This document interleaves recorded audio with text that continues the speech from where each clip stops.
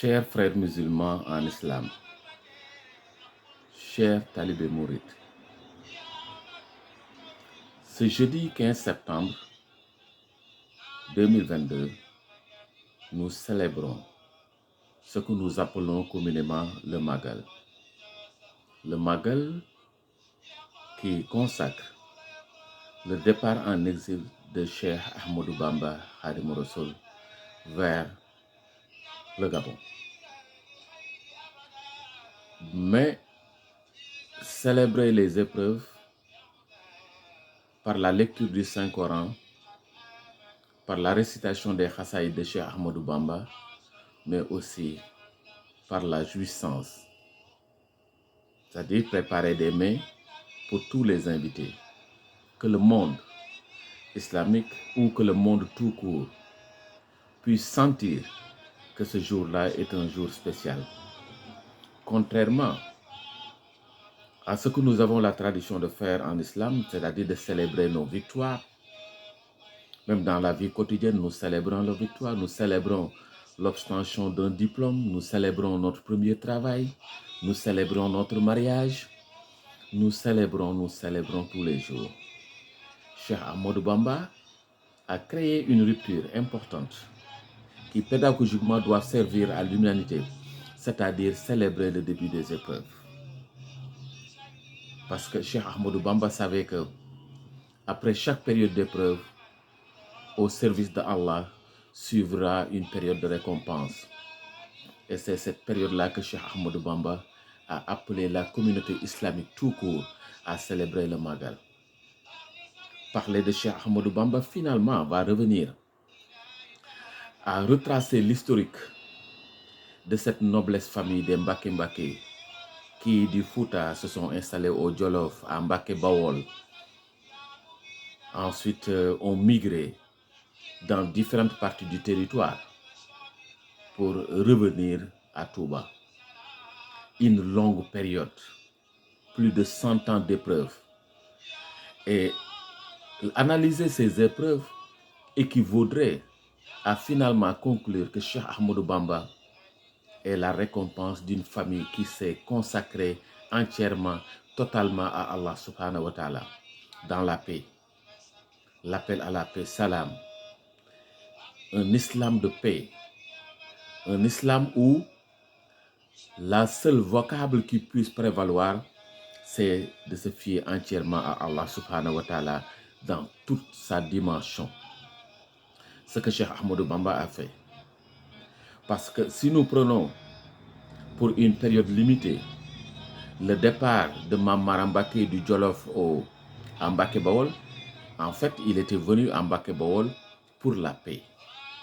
Parce que son condisciple, Malamine Sarr, avait été assassiné par le roi du Cayor.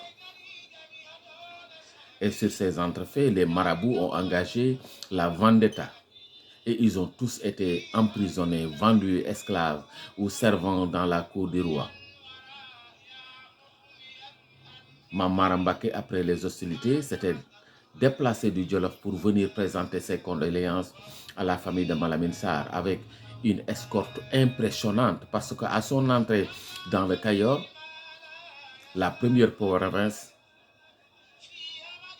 il fut arrêté et on avait envoyé un émissaire au roi du Djolof, au roi du Cayor, pour lui dire que Mame Mbaké venait avec une impressionnante délégation. Il leur ordonna l'ordre de les laisser venir. Quand il est venu, les gens ont dit qu'il allait être tué par le roi du Cayor.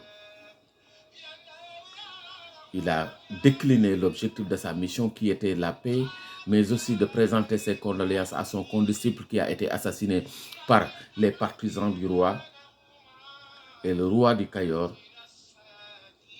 qui avait en son temps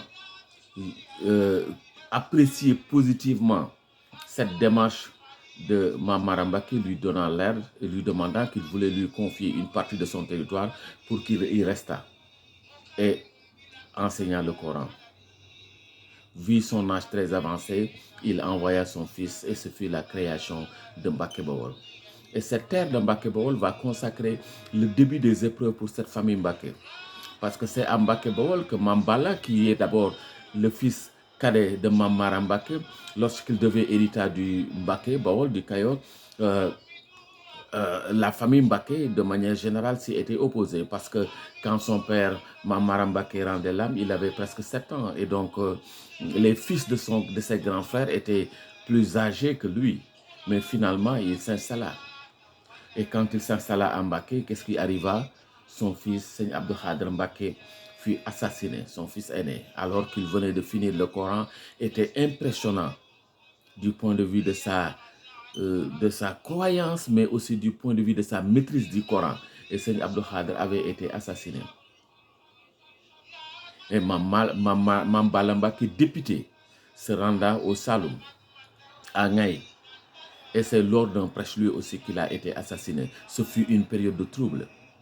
Roger Arnaud, un historien français, avait interrogé en son temps Mam Balambake qui a fait l'école, et Mam Balambake qui était le frère cadet de Cheikh Ahmadou Bamba avait déjà dit à Roger Arnaud, cet historien français, vers 1913, qu'en fait, Mambala, contrairement à l'histoire qui a été racontée, Mambala a été assassiné par les soldats de Maba Diakhouba. Cela va nous renseigner sur beaucoup les relations très tendues qu'il y avait entre les deux tendances de l'islam. Un islam de paix qui était incarné par la famille d'Mbaké, et un islam guerrier de guerre sainte incarné par Maba Diakhouba, qui a été un des disciples de El Hadji Omar Foutiyou Tall, parce que Maba, au départ, il ne faisait pas de guerre sainte. Il se limitait à l'enseignement du Coran. C'est El Hadji Omar, dans ses pérégrinations, qu'il avait introduit dans le cercle des guerres saintes. Donc, Mambala fut assassiné comme son fils d'ailleurs. Et c'est le début des périodes extrêmement troubles pour cette brave famille d'Mbaké Mbaké qui ont traversé les époques, les temps, et qui se sont installés, comme je l'ai dit.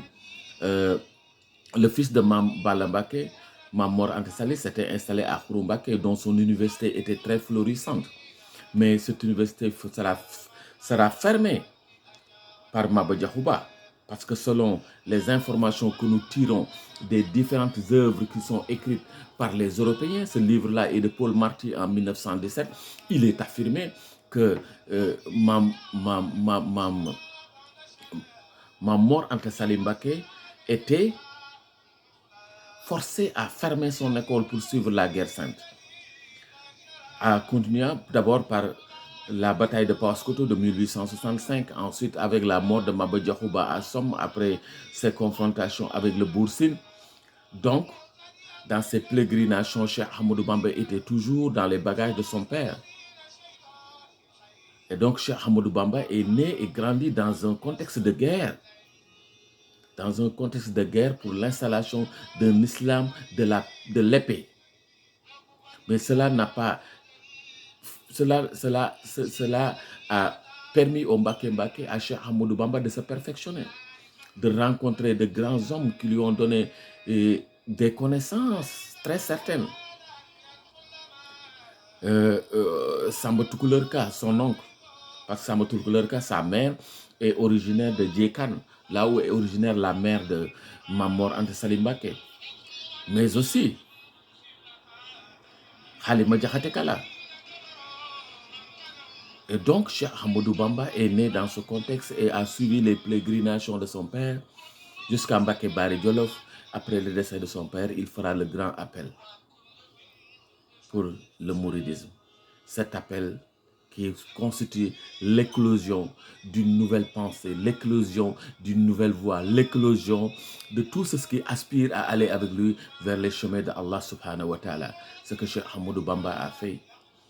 Après Mbaké Kayor, il se migra retournant dans la terre de ses ancêtres, au Mbaké Bawol, où les épreuves encore vont aussi constituer, parce que les Européens, du point de vue de leur conception, ils pensaient que Cheikh Ahmadou Bamba était venu simplement pour prendre la place de ses ancêtres, c'est-à-dire que pour s'intéresser au temporel, alors que Cheikh Ahmadou Bamba était dans le spirituel. Création de Darussalam, 1888, et que la création de Darussalam va constituer une nouvelle étape dans la progression de Cheikh Ahmadou Bamba. Après Darussalam, Darussalam, la maison de la paix, qui consacre le début d'une nouvelle philosophie. Nous allons vers Touba, ensuite la création de Touba. Avant Touba, Darou Alimul Kabir, toutes ces contrées-là seront créées et vont constituer un cercle d'enseignement inédit en islam. Cheikh Ahmadou Bamba continua son œuvre d'installer, d'enseigner. Dans cet ouvrage de Paul Marty de 1917, il va consacrer les premiers enseignants de Cheikh Ahmadou Bamba. Par exemple, son fils aîné, Cheikh Mohamedoul Moustapha Mbacké, âgé de 24 ans, était déjà à Touba et était déjà professeur Seigne Mbacké Bousso, Seigne Massamba Mbacké, entre autres intelligences du mouridisme. Chers auditeurs, ceci est une petite contribution dans ce que nous appelons le Magal de Cheikh Ahmadou Bamba Khadimou Rassoul, que nous allons suivre dans notre progression les prochains jours. Inch'Allah, si Dieu le permet, nous allons reprendre très prochainement nos différentes chroniques que nous faisons sur l'œuvre de Cheikh Ahmadou Bamba.